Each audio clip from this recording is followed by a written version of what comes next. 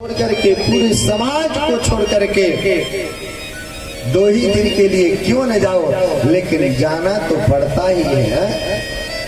अपने लोगों से दूर होना पड़ता ही है, या 2 दिन के लिए दूर हो या 2 वर्ष के लिए दूर हो जाओ, दूर तो दूर होना ही पड़ता है।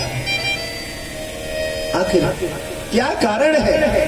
कभी किसी ने विचार किया? तीर्थों में जाने से तीर्थ की अनुभूति होती है, भगवत वास का, निवास का वहां पर अनुभूति होती है, दर्शन होता है।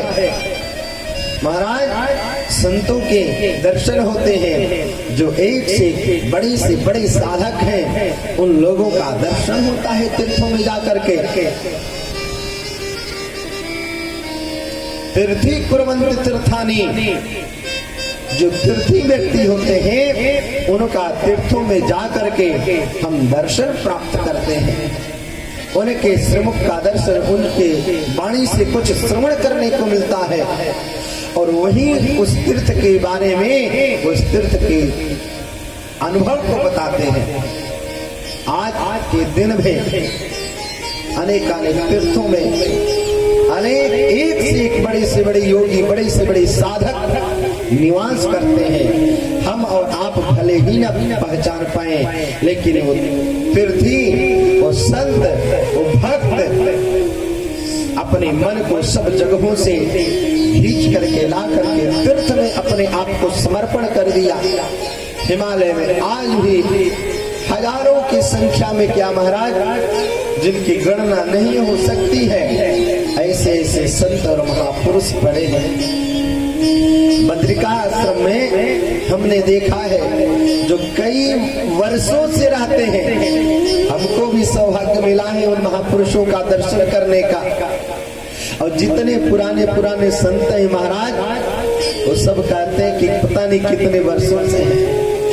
ठाकुर जी की कृपा से उन संतों का दर्शन हो जाता है। महाराज अभी मन मेरा भटक रहा है, अब इस मन से मैं और किसी को स्मरण नहीं करना चाहता, इन आंखों से किसी और को देखना नहीं चाहता। हमें तो बस आप का ही दर्शन चाहिए, आपके नामों का हमें गान करना है, आपके लीला के दर्शन करना है, आपके धाम में हमें निवास करना है। एक बात बताऊं, इस जीवन में जिस प्रकार से अपने अपने लक्ष्य को लेकर के सभी प्राणी, सभी व्यक्ति, मनुष्य, पुरुष हो या स्त्री हो, कोई भी क्यों न हो, अपने अपने लक्ष्य की प्राप्ति के लिए अपने कार्य को करते हैं, अथक परिश्रम के द्वारा उसको पूर्ण करते हैं, संवारते हैं, सजाते हैं और उसमें खूब परिश्रम करते हैं। जिस प्रकार से एक विद्यार्थी है और वो चाहता है कि हम खूब परिश्रम करके अपनी क्लास में, अपने विद्यालय में नंबर 1 आए, टॉपर बने, जिला के टॉपर बने, मंडल के टॉपर बने, प्रदेश के टॉपर बने, अपने इंडिया लेवल, हिंदुस्तान लेवल के टॉपर बने, उसी प्रकार से भक्ति पक्ष में, ज्ञान पक्ष में, वैराग्य पक्ष में भी हमें टॉपर बनना पड़ेगा। बिना टॉपर बने काम होने वाला नहीं है महाराज।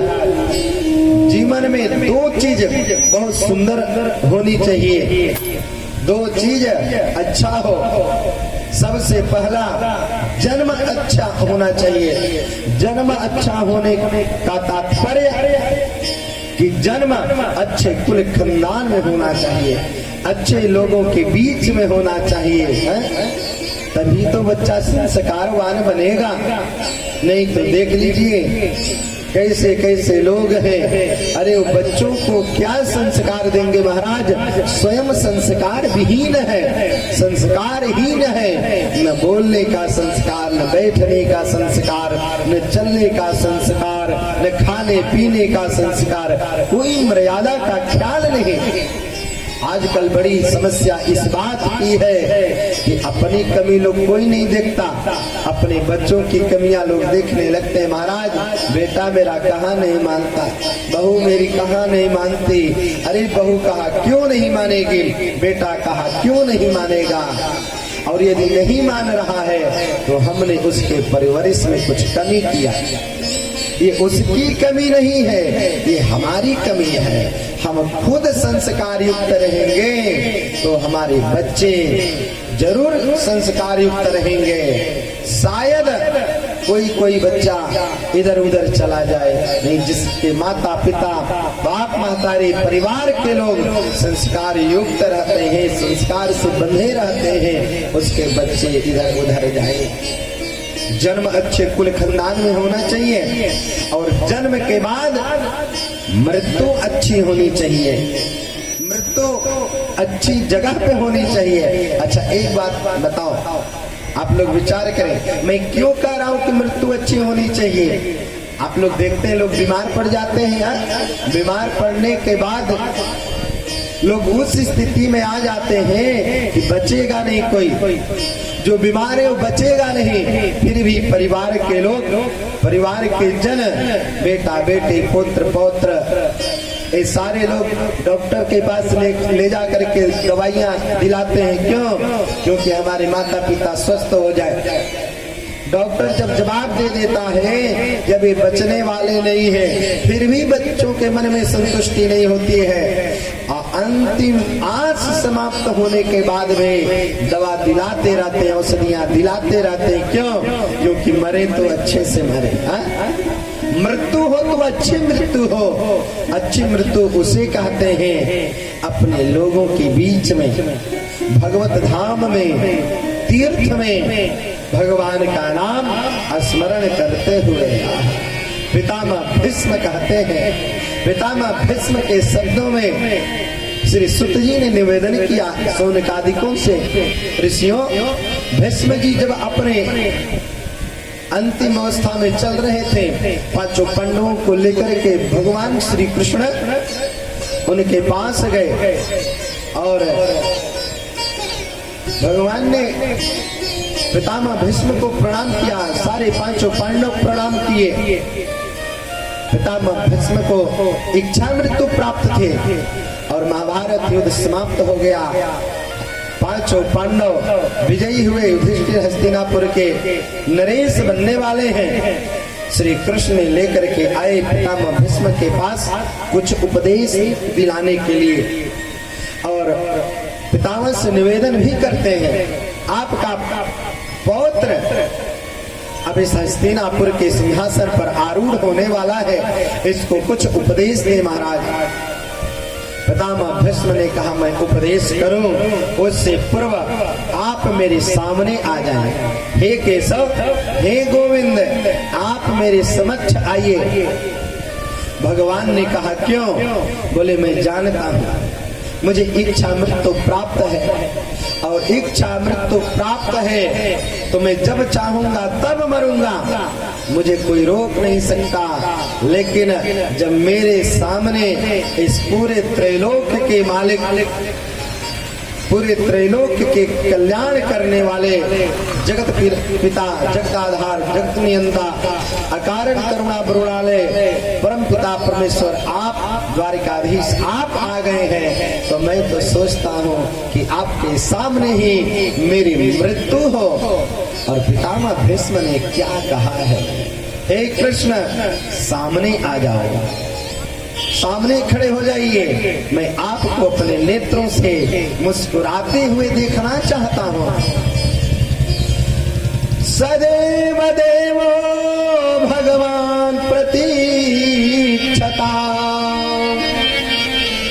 कलेवरम यावतिदं विहीनोऽहम्। आहा, क्या सुंदर पितामह भीष्म ने कहा कि प्रसन्न हासा ऋणलोचनो लसन् मुखाम्बुजध्या न पथ चतुर्भुजः। सदैव देवो भगवान प्रतीक्षताम कलेवरम यावति यावदिदम हिनोम्यहम, कलेवरम मतलब ये शरीर, हिनोम्यहम यावद कलेवरम, जब तक मैं अपना शरीर छोड़ नहीं देता तब तक आप मेरे सामने रहिए। सोचिए ये भक्त क्या चाहता है, भगवान मेरे सामने हो और सामने आप खड़े रहिए। पितामह भीष्म ने कहा केशव, केवल सामने खड़े होने से काम नहीं चलेगा। प्रसन्न हासा रुण लोचनोल संगा, आप मुस्कुराते रहिए, आप मुस्कुराते रहिए। और जिस प्रकार से आप मुरली बजाते हुए आपके मुख मंडल पर जो आभा थी, जो मुस्कुराहट थी, जो तेज था, वही तेज होना चाहिए, वही मुस्कुराहट होनी चाहिए। और उस मुस्कुराहट का दर्शन करते हुए, मैं आपके उस प्रतिबिंब का दर्शन करते हुए मैं इस शरीर को त्यागना चाहता हूँ। पितामह भीष्म ने कहा केशव, मेरा जन्म तो संवर गया, मेरा जन्म संवर गया, मेरा जीवन संवर गया, मेरा बुढ़ापा भी संवर गया। क्यों? क्योंकि आप आकर के हस्तिनापुर में बीच बीच में दर्शन देते थे और प्रायः आपका दर्शन मैं प्राप्त कर लेता था, प्राप्त करता था। और मेरे मन में अब केवल एक जिज्ञासा है, इतिमति रूपकल्पिता वितृष्णा भगवती सात्वत पुंगवी विभोम्या। मेरी एक कन्या है, मेरी एक बेटी है और मैं उसका विवाह करना चाहता हूँ। अब यहाँ तो जितने लोग उपस्थित थे भ्रम में पड़ गए महाराज। अरे नैष्ठिक ब्रह्मचर्य को धारण जिसने आजीवन पर्यंत किया, वो कह रहा है मेरी एक बेटी है, मैं उसका विवाह करना चाहता हूँ। लोगों की जानने की जिज्ञासा हुई। पितामह भीष्म ने कहा हाँ हाँ मेरी एक बेटी है और उसके योग्य सुंदर वर मैं देख लिया हूँ, ढूंढ लिया हूँ और वो वर कोई और नहीं है, द्वारकाधीश है। आपके जैसे यदि कोई वर मिल जाए किसी कन्या को तो उसके साथ विवाह कर देना ही समझदारी है उस माता पिता के। तो मेरी बुद्धि रूपी कन्या, मैं अपनी बुद्धि रूपी कन्या को आपके चरणों में समर्पित करना चाहता हूँ और उसके बाद इस प्राण को मैं त्यागना चाहता हुआ। इतिमति रूप कल्पिता वितृष्णा भगवती सात्वत पुंगवे विभुम्ने स्वसुखम अपगते क्वचित् विहरतुम प्रकृति मुपेयुषि यद्भव प्रवाह। ये दुल्हा कैसा है हो? दुल्हा देखो, दुल्हा लंबा होना चाहिए, एकदम तंदुरुस्त होना चाहिए, बलवान होना चाहिए। तो दुल्हा सरकार कैसे है? तमाल वर्णम रविकर गौरवराम्बरम दधाने त्रिभुवन कमनम तमाल वर्णम रविकर गौरवराम्बरम दधाने। एकदम सुंदर गोरे चिकने हैं और मुस्कुराहट कर रहे हैं। तमाल वृक्ष जैसे होता है वैसे एकदम लंबे हैं, सर्वश्रेष्ठ है, बलवान है। और ऐसे वर के चरणों में, उसके हाथों में अपनी कन्या का हाथ सौंपना चाहता हूँ। हे गोविंद सामने आ जाइए। और ऐसा निवेदन जब पितामह भीष्म ने कहा प्रभु मैं तो अपना हाथ जोड़ नहीं सकता क्योंकि हाथों में पूरे शरीर में तो बाण लगा हुआ है, मैं आपको प्रणाम कैसे करूं हाथ जोड़ करके? मैं कितना अभागा हूँ कि मृत्यु काल के समय भी मैं हाथ जोड़ करके सिर नवा करके मैं अपने केशव को प्रणाम नहीं कर पाया, अभिवादन नहीं कर पाया, उनका सत्कार नहीं कर पाया। हे केशव आप मेरे सामने आ जाइए, आप अपने भक्तों की बात को मानते हैं और प्रसन्न रहिए, मुस्कुराते रहिए। इतना तो करे ना स्वामी, इतना तो करना स्वामी, जब प्राण तन से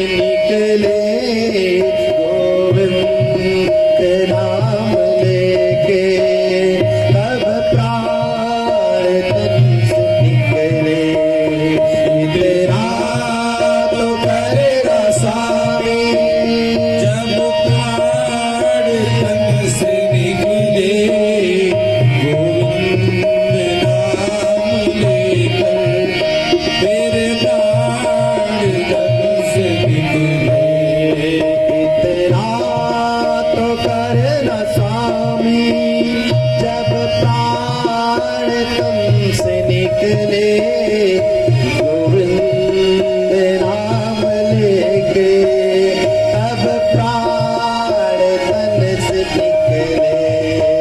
इतना तो करना स्वामी जब प्राण तन से निकले गोविंद नाम लेके जब प्राण तन से निकले। श्री गंगा जी का तट हो यमुना का बंसी बट हो। श्री गंगा जी का तट हो यमुना का बंसी बट हो। श्री गंगा जी का तट हो यमुना का बंसी बट हो। श्री गंगा जी का तट हो यमुना का बंसी बट हो। गोविंद नाम लेकर गोविंद नाम लेकर मेरा सावरा निकट हो। मेरा सावरा निकट हो। मेरा सावरा निकट हो। मेरा सावरा निकट हो। जब प्राण तन से निकले जब प्राण तन से निकले इतना तो करना स्वामी। तो करना स्वामी। हरि बोल।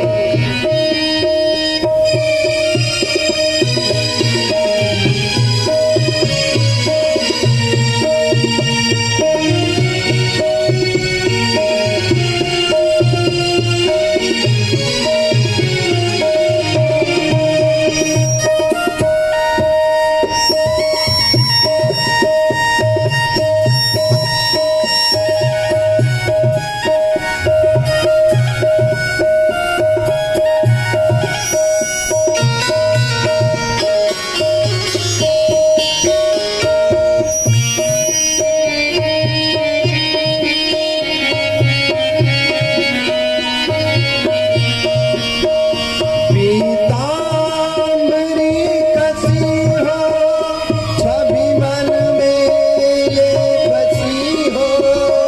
पीताम्बरी कसी हो सभी मेरे बसी हो।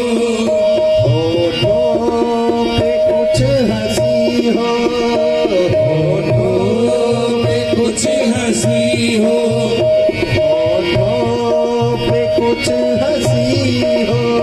होठों पे कुछ हंसी हो।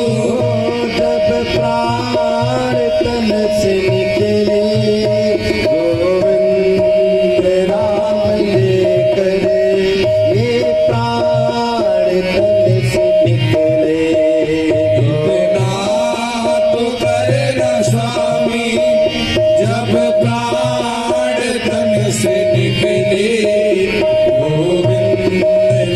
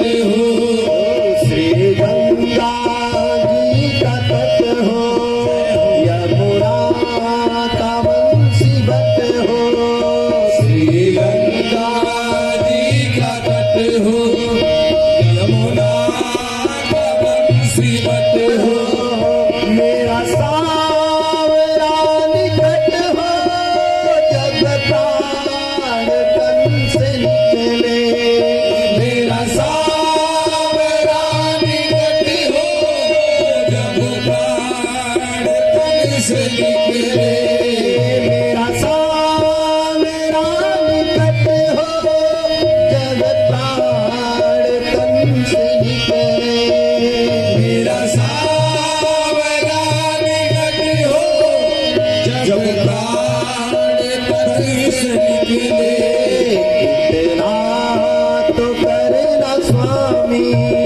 जब प्राण तन से निकले, इतना तो करना स्वामी, जब प्राण तन से निकले, हरि नाम लेके ये प्राण तन से निकले, गोविंद नाम लेके जब प्राण तन से निकले, गोविंद नाम लेके ये प्राण तन से निकले, गोविंद नाम लेके जब प्राण तन से बोलिए भक्तवत्सल भगवान की जय हो। जन्म संवर जाए और जन्म के बाद मृत्यु संवर जाए। जन्म अच्छे कुल खानदान में होना चाहिए, अच्छे लोगों के बीच में होना चाहिए, ज्ञानियों के बीच में होना चाहिए, जहाँ पर भगवत प्रेमी है, जो भगवान के भक्त हैं, ऐसे परिवार में जन्म हो। और संयोगवश यदि ऐसे घर में जन्म नहीं हुआ प्यारे, तो परिश्रम किया जाए, भगवान का भजन किया जाए और भगवान से निवेदन करो कि प्रभु अपने धाम में बुला लो और अपने धाम में बुला करके मेरी मृत्यु को संवार दो। आपके धाम में यदि मेरे आपका नाम स्मरण करते हुए मेरी मृत्यु होती है, इस शरीर से प्राण निकलता है, मैं तन को त्यागता हूँ, संसार को त्यागता हूँ, तो मेरी मृत्यु संवर जाएगी। तो परीक्षित जी का जन्म संवर गया और इनकी मृत्यु भी संवर रही है। सुंदर भगवत कथा का दर्शन कर रहे हैं, श्रवण कर रहे हैं, भगवान के अनेकानेक लीलाओं का दर्शन किया। राजर्षि परीक्षित को परमहंस परिव्राजकाचार्य श्री सुखदेव मुनि कहते हैं, राजन, भगवान श्री कृष्ण का जब रुक्मिणी के साथ विवाह हुआ न, तो विवाह के कुछ दिनों के बाद, कुछ वर्षों के बाद रुक्मिणी और कृष्ण के द्वारा एक पुत्र का जन्म हुआ, एक संतान का जन्म हुआ, जिसका नाम प्रद्युम्न पड़ता है। और ये प्रद्युम्न कोई साधारण व्यक्ति नहीं थे, ये स्वयं कामदेव थे और कामदेव भगवान के पुत्र बन करके यहाँ पर द्वारिका में जन्म लेते हैं।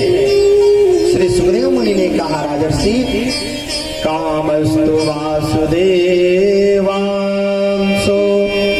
दग्धः प्रागरुद्रमन्युना, कामस्तु वासुदेवांसो दग्धः प्रागरुद्रमन्युना, देहोपपतये भूयास्तमेव प्रत्यपाद्यता। ये कामदेव जिनको भगवान शिव ने एक बार पूर्व पूर्व समय में जलाकर के राख कर दिया था। जिस समय भगवान शिव समाधि में थे और रामदेव आकर के उनको समाधि से जगाना चाहे, उनके समाधि को भंग करना चाहे, भंग तो नहीं कर पाए थे, लेकिन अनेक कार्य वहां पर कर रहे थे कि ये जो है इनकी समाधि टूट जाए, समाधि टूट जाए। और जिस समय भगवान शिव ने अपने नेत्र को खोला, सामने कामदेव दिखाई दिए। जब शिवती सर नयन उघारा, जब भोलेनाथ ने अपने तीसरे नेत्र को खोला तो कामदेव जल करके राख हो गए। अब इनकी पत्नी रति दौड़ करके आती है भगवान शिव की स्तुति की, शिव के चरणों में बार बार रोने लगे, गिड़गिड़ाने लगे, हे प्रभु आपके अक्षर मंदिर, आपके पूजन करने से, आपके शरण में आने से स्त्रियों का सुहाग बनता है, सुहाग अचल होता है, सुहाग की रक्षा होती है। आपने तो मेरे सुहाग को ही समाप्त कर दिया। हमारे पति को जिंदा करिए, हमारे पति को जिंदा करिए। भगवान शिव ने कहा, रति जो जल गया है वो जिंदा कैसे होगा? मैं सृष्टि के विपरीत कार्य कैसे कर सकता हूँ? आपको तो कुछ कार्य करना होगा। हमारे स्वामी कामदेव हैं और जब काम देव नहीं रहेंगे तो ब्रह्मा सृष्टि कैसे करेंगे? सृष्टि के बाद इस मानव जगत का विस्तार कैसे होगा? पूरे मानव जगत में सृष्टि रुक जाएगी, मैथुनी सृष्टि। भगवान शिव ने सती को रति को आशीर्वाद दिया और कहा अभी आनंद रूप में रहेंगे, जिससे सृष्टि का विस्तार होता रहे, सृष्टि के विस्तार में किसी प्रकार की बाधा न आवे और तुम्हें शरीर के रूप में पति प्राप्त होंगे द्वापर में। जब जदुवंश कृष्ण अवतारा, जब जदुवंश कृष्ण अवतारा, जब यदुवंश में भगवान श्री कृष्ण का अवतरण होगा तो कृष्ण तनय होई है पति तोरा। वो कृष्ण तनय रुक्मणी तनय, रुक्मणी के ज्येष्ठ पुत्र वो तुम्हारे पति होंगे, वहां पर जन्म लेंगे और वहां पर तुम्हारा विवाह हो जाएगा। भजन करो और प्रतीक्षा करो। समय आया और कामदेव ने रुक्मणी के गर्भ से यहाँ पर अवतार लिया। वसुदेव जी ने मन में विचार किया, देवकी मैया ने मन में विचार किया, आपस में चर्चा किया, अरे भैया हमने तो अपने लाला के जन्मोत्सव को नहीं मना पाए थे। क्यों? क्योंकि मैं तो कारागार में था। मध्य रात्रि में बेटा का, हमारे लाला का जन्म हुआ और लाला को हम ले गए मथुरा से गोकुल छोड़ आए। अब हमारे घर में लाला को लाला भयो है, द्वारिका को सजाओ और उत्सव मनाओ, ब्राह्मणन को बुलाओ, ब्राह्मणन को दान दो। सुंदर सुंदर ऋषियों को, ब्राह्मणों को बुलाया गया, द्वारिका को सजाया गया, वेद मंत्र की ध्वनि होने लगी, चारों तरफ मंगल उत्सव होने लगा।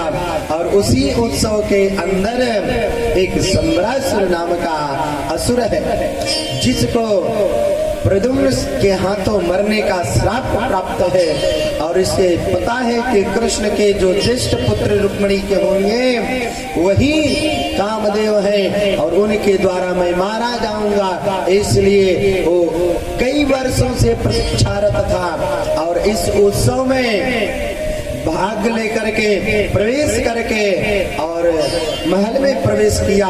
रुक्मिणी कक्ष में जाकर के कृष्ण ने प्रद्युम्न को चुरा लिया और चुरा करके भाग गया और ले जा करके समुद्र में फेंक दिया। और समुद्र में जब फेंका न महाराज तो एक मछली थी, बड़ी सी मछली जल विहार कर रही थी और अपने मुख को बाहर खोला था और उसके मुख के अंदर एक छोटा सा बालक चला गया, पेट में पलने लगा।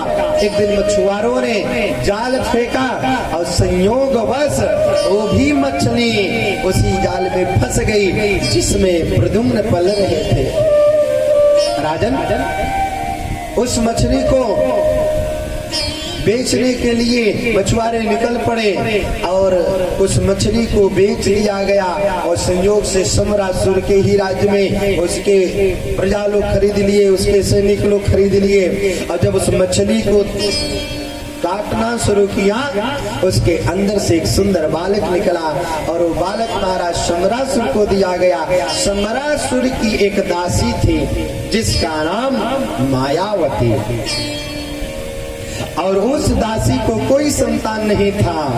दृष्टवा तद्दुरे बालम मायावत्यै न्यवेदयन् नारदो कथयत सर्वं तस्याः संकित चेतसः। मायावती को ला करके उस बालक को दे दिया गया और उस बालक को पुत्रवत धीरे धीरे धीरे धीरे धीरे पालने लगे।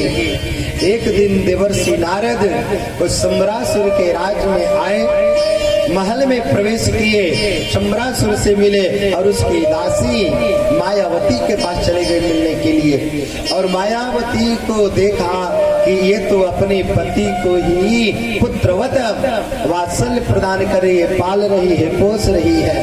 देवर्षि नारद ने कहा, मायावती जानती हो ये कौन है जिसको तुम पुत्रवत पालन कर रही हो? मायावती ने कहा, महाराज देवर्षि मैं नहीं जान पा रहे हो, मुझे क्या पता, ये तो मछली के पेट से हमने सुना है कि बालक निकला है, जन्म लिया है और इसको मैं अपना बच्चा समझ करके पाल रही हूँ। देवर्षि नारद ने कहा, नहीं नहीं, तुम भूल रही हो, तुम अपने आप को भी पहचानो, तुम कौन हो और ये तुम्हारे गोद में कौन है? नारदो कथयत सर्वं तस्याः संकित चेतसः बालस्य तत्त्वम् उत्पत्ति मतस्योदर निवेशनम्। बालस्य तत्त्व उत्पत्तिं मतस्योदर निवेशनम्। देवर्षि नारद ने सारी कथा बता दिया। तुम मायावती पूर्व जन्म की रति हो, तुम रति हो और ये तुम्हारे गोद में है, ये तुम्हारे पति कामदेव हैं, जिनको भगवान भोलेनाथ ने अपने तीसरे नेत्र से जला करके राख कर दिया था। और इनका जन्म द्वारिका में हुआ था, सम्रासुर ने चुरा करके लाया, जल में फेंक दिया समुद्र के अंदर, मछली ने निगल लिया और ये आज यहाँ पर तुम्हारे पास में है। तुम अपनी मायावी विद्याओं का प्रयोग करो और मायावी विद्याओं का प्रयोग करके अपने छोटे से पति को बड़ा कर दो, और ये पति जब बड़े हो जाएंगे ना, सम्रासुर का वध कर डालेंगे और उसके बाद तुम दोनों द्वारिका जाना और द्वारिका जाकर के अपने माता पिता देवकी और अपने माता पिता कृष्ण और रुक्मिणी को प्रणाम करना, दादा दादी वसुदेव और देवकी को प्रणाम करना। वो तुम्हें खोज रहे हैं और वहीं पर तुम्हारा विवाह संस्कार हो जाएगा। साचस्य कामस्य वै पत्नी रतिर्नाम यशस्विनी। देवर्षि नारद ने सारी बात बताई, हाथ में जल लिया और मायावी विद्याओं का प्रयोग करके राजर्षि अपने छोटे से पति के शरीर पर छोड़ा और देखते ही देखते छोटा सा बालक विकराल शरीर को धारण कर लेता है, महाबलवान भट्ट योद्धा हो जाते हैं। और ये बात पता चली सम्रासुर को, तो सम्रासुर आ गया और युद्ध करने लगा। प्रद्युम्न और सम्रासुर का महाभयंकर युद्ध हुआ, जिसमें सम्रासुर का वध हो जाता है। और ये विमान पर बैठ करके पति पत्नी रति और प्रद्युम्न द्वारिका की तरफ आ रहे हैं और विमान में बैठ करके आकाश मार्ग से आ रहे हैं। द्वारिका के लोगों ने दूर से ही देख करके आपस में चर्चा करने लगे, अरे भैया ये देखो, लगता है कि आज हमारे द्वारिकाधीश बड़ी महारानी रुक्मिणी मैया ये वायु विहार कर रहे हैं। एकदम भगवान कृष्ण के जैसा जो है इनके पुत्र प्रद्युम्न लग रहे थे। जैसे जैसे नीचे आए तो द्वारिका के लोगों ने कहा, अरे भैया ये हमारे वसुदेवात्मज द्वारिकाधीश श्री कृष्ण नहीं है, उनके जैसा कोई रूप धारण करके आ गया है। और उनको लेकर के भगवान कृष्ण के पास सब लोग गए। भगवान पहचान गए, ये तो मेरा ही पुत्र है और ये मेरी बहू रानी है। हृदय से लगाया, गले से लगाया, इस द्वारिका में जय जयकार होने लगा, जय जय घोष होने लगा। भगवान कृष्ण का प्रथम विवाह रुक्मिणी के साथ हुआ था और प्रथम पुत्र का जन्म प्रद्युम्न के रूप में यहाँ पर हुआ। भगवान के 16,108 विवाह संपन्न होते हैं। भगवान का दूसरा विवाह जामवंती के साथ और तीसरा विवाह सत्यभामा के साथ। भगवान सूर्य के परम भक्त थे सत्राजित और नित्य जो है भगवान सूर्य के जो है पूजन करते थे, सूर्य अर्घ देते थे। भगवान सूर्य के इतने परम भक्त थे महाराज कि भगवान सूर्य को जब तक पूजन न कर ले, जब तक उनको एक लोटा जल न चढ़ा ले, तब तक एक गिलास जल भी अपने ग्रहण नहीं करते थे। सत्राजितः स्वतनयां कृष्णाया कृतकिल्बिषः स्यमन्तके न मणिना स्वयं भूदम्य दत्तवान्। सत्राजीत ने राजन अपनी कन्या को भी दिया कन्यादान के रूप में कृष्ण को, और उसके पास सूर्य के द्वारा प्राप्त स्यमंतक मणि थी, वो स्यमंतक मणि भी भगवान कृष्ण को अर्पण कर दिया।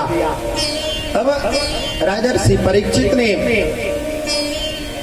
श्री सुखदेव मुनि से निवेदन किया, महाराज अपनी पत्नी का विवाह, अपने बेटी का विवाह द्वारिकाधीश के साथ किया, ये तो समझ में आती है, लेकिन जिस स्यमंतक मणि को सूर्य ने भेंट के रूप में सत्राजित को दिया था, वो क्यों दिया, और अपनी बेटी का विवाह कब और कैसे क्यों किया।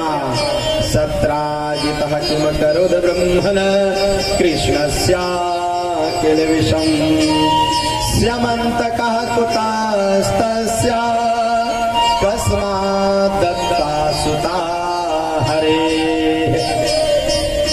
किस प्रकार से स्यमंतक मणि दिया, अपनी कन्या का विवाह किया सूर्य के साथ। तब राजर्षि परीक्षित को सुंदर स्यमंतकोपाख्यान सुनाते हैं, जामवंती के विवाह और सत्यभामा के विवाह का वर्णन करते हैं।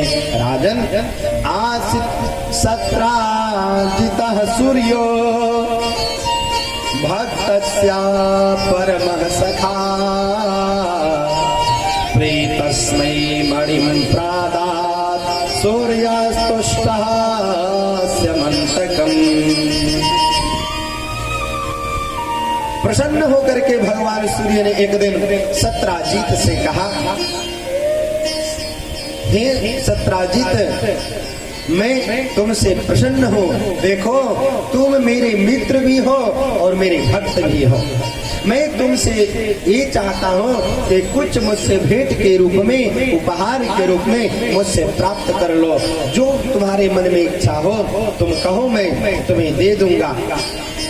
तब सत्राजित ने कहा, हे प्रभु, मुझे कोई ऐसा वस्तु दिया जाए, कोई ऐसा मणि दिया जाए जिससे मेरे जीवन में किसी प्रकार की कमी न हो।